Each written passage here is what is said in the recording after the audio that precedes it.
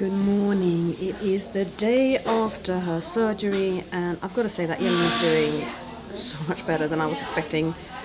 I was fully expecting her to have her usual post-GA reaction, but the anesthesiologist put together a cocktail for Elin that seems to have worked really, really well.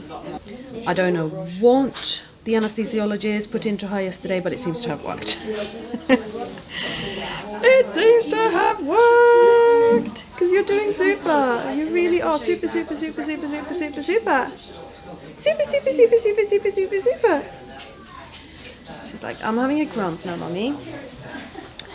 Elin has had some quite severe grumps, during which she holds her breath to a point where her oxygen saturation, so her SATs, drop worryingly low.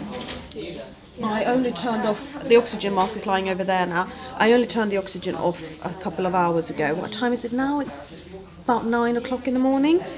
So a few hours ago I turned off the oxygen mask because I decided that she was absolutely fine and didn't need it wafting. She's not worn the mask at all, it's just been by her face. And then I've put it over her when she's been holding her breath, just to make sure that we get her SATs up again quickly. But yeah, otherwise, you know, we've not had to put her on oxygen and keep her on that for any length of time at all.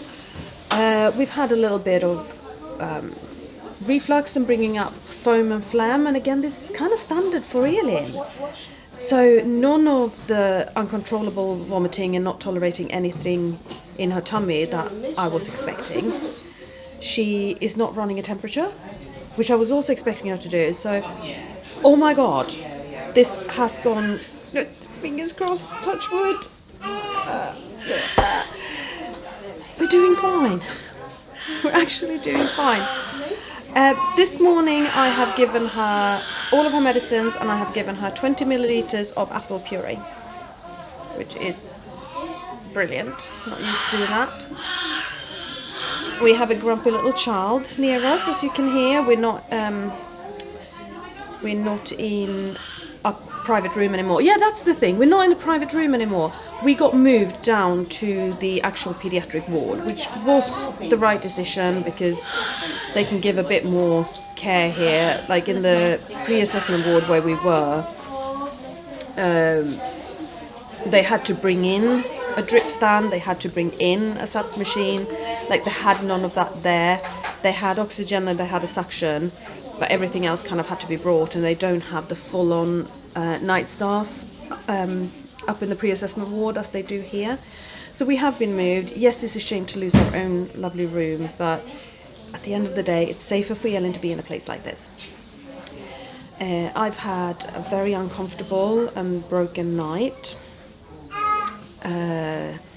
because I'm basically attaching an umbilical cord to my child again. As I do every time she's sick, so she could literally be stirring and I would already be awake and hovering over her. So she has slept reasonably well. I've been a bit of a jumpy mum, and then I've been woken up by a doctor as well. So last night I met a doctor I didn't like. Here's the reason I didn't like said doctor. Woke me up. Not a problem. You're here to talk about my child. Yep, absolutely. Wanted to talk about epilepsy care plan. Amazing. So we started talking about it, and somewhere amongst all of my stuff here, I have Elin's epilepsy care plan, her management plan for when she goes into status. And I wasn't sure where it was at the time being. And I was like, I don't know if the nurse got it or where it was here. But in any case, the first step is to give her clobazam, and the second... And at that point, he turned his back on me and walked away. And I think what his thought was, I'm going to go and see if we have the care plan on the system or if the nurse has the care plan. But he literally, mid-sentence, just turned his back on me and walked. And I was like, okay, I'm going back to bed. If you come and wake me up again, I'm sending you out of the room. Because I'm not having that. He never came back. So there is still no epilepsy care management plan, but I have been left with all of Elin's medicines. So I'm managing her medication, which makes so much sense to me. It's ridiculous that when we're in hospital, I am suddenly not capable to care for my own child, when I do all of that at home. It is up to me what I feed her and when I feed her. It is up to me what fluids I give her and when I give them. It is up to me to make sure that she has her medicines, and that also means that I have her clobazam and I have her buccal midazolam. They've not taken that off me yet, so shh, don't say anything. Honestly, I've mentioned it to 2 nurses and they've both said yes, we need to lock them away, and then they've not come back, so I don't care. I don't care. I don't care if you talk about me. I don't care. I just don't care. Okay, so that is how Elin is just doing at the moment, which is just amazing. Let's have a little bit of a look at her. We're gonna show and tell. Shall we do a bit of show and tell? Ba, ba, ba. I don't know if you can see her SATS machine behind. It's right there. Her pulse is 88. Her oxygen saturation is 98. So we're doing amazing. And let me get the camera. Let me give myself some fighting space. Right.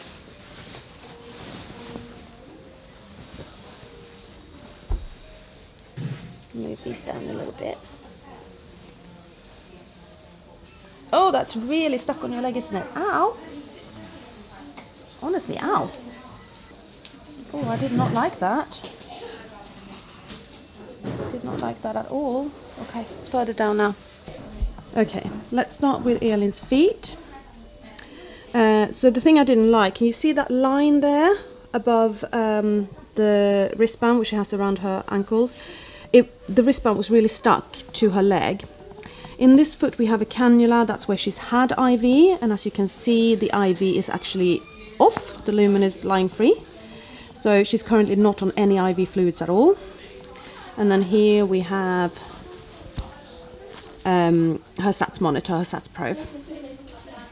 There is a second cannula here in her hand, but we haven't used that, at least not since she came out of theatre, because the surgeon said the one in her foot was better.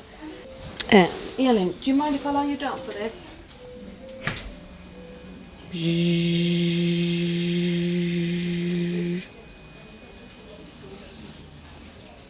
All right.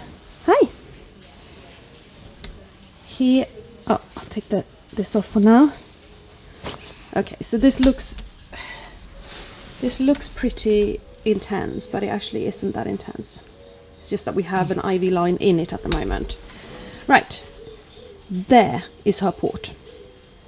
So she has a cut here on her neck where they inserted the catheter. She has a cut here where they went in to place the port for the catheter. At the moment the catheter has a cannula in it, which is why it's got this little rectangle thing on. That rectangle thing I don't think is staying on here. I'm gonna find out. And they currently have 2 lumens on this cannula, one that's covered with a tape and one that is sitting here. So it's not going to stay, the cannula's not going to stay in, but it's there for now. And it has gone just super duper duper well. It looks like the incisions are glued because I can't see any stitches at all. And then Elin is sort of covered in this red stuff that they use to the antiseptic wash. I've tried to wash quite a lot of it off. What I find really funny, you're not going to be able to see it, but she's got like pink accents in her hair from it. Yeah, you can still see a little bit here. Like this is not bruises or rash, this is the antiseptic wash, the red stuff right here by my finger. And you do not like lying down, do you? No, Mummy, I do not. I don't want to lie here. Can we sit up and watch Harry Potter again, please, Mummy? Is that what you want? I want Harry. That's what I want. Dum da da da da da da da da da. She has got. Can we see it? Can you move your head a little bit towards the light? I don't know if you can see it at all, but she's got like little bits of glue on her forehead, which I think must have been from where maybe it was from where her ventilation tube, her breathing tube was taped down. I got no idea, or they were holding her still one way or another, but yeah, she's got glue on her forehead.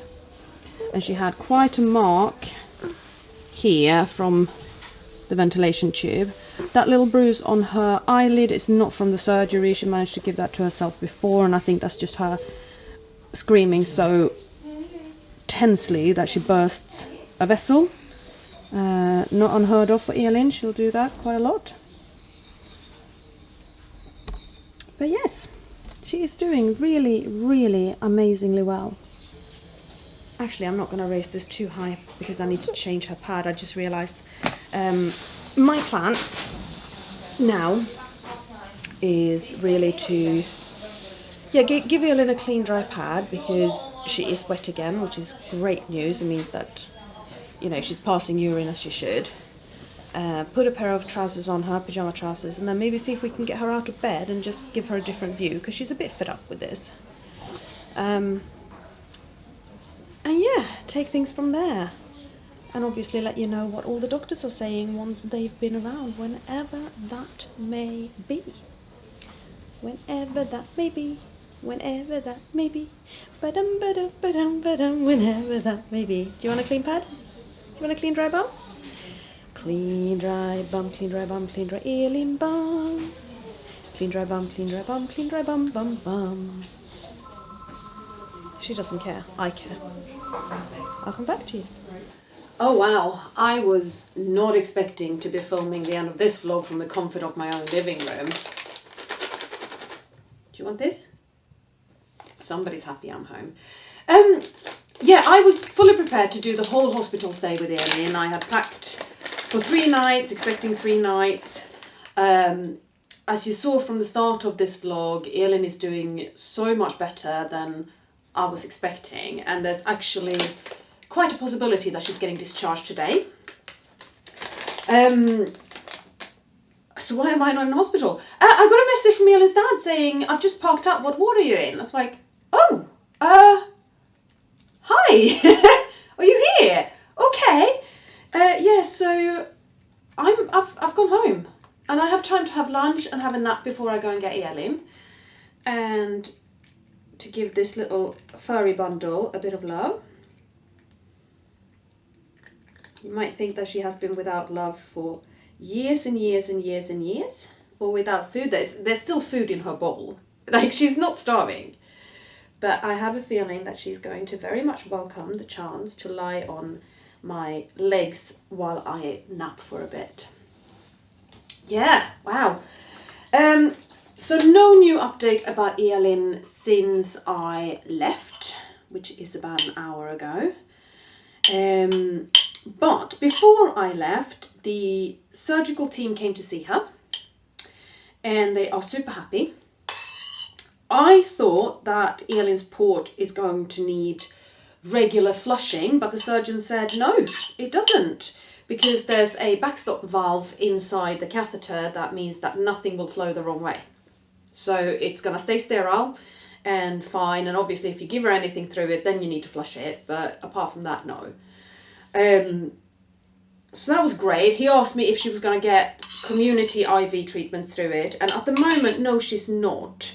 As I explained to him, this is a quality of life device for Elin, not a life-saving device. It is, we can't cannulate her, so now we're making sure that we don't have to. So yeah, I said, this is a quality of life device for her, and he said, and for us. I was like, okay, cool. It basically said for all of us medical staff, it is great not having to cannulate her. It's so much better. So that was good. Medical had not been in to see her when I left. The surgeon said they were going to leave a message with neurology as well, because apparently a portacath is a neurological device. What do I know? I had no idea. I wouldn't even have guessed that, to be honest. And they hadn't been to see her when I left either, but I've left her in the very capable hands of her dad, and knowing him, she will be home before the end of the day. Elin's dad is very good at pushing through a discharge. It's actually, in so many ways, it's better to have him in hospital with her because she gets home. And I have no hesitation taking her home. She is safe. She is medically safe, and when she is medically safe, she will be better off in the comfort of either his home or my home. So either of her homes. Yeah. I still can't believe it. I cannot believe that she's doing so well. At all. Just can't believe. Can't believe it. Yeah, so if you'll excuse me, I'm going to eat and I'm going to nap. I am very tired. I made light of the night she had. It is by far not the worst hospital night I've ever had, but I am tired.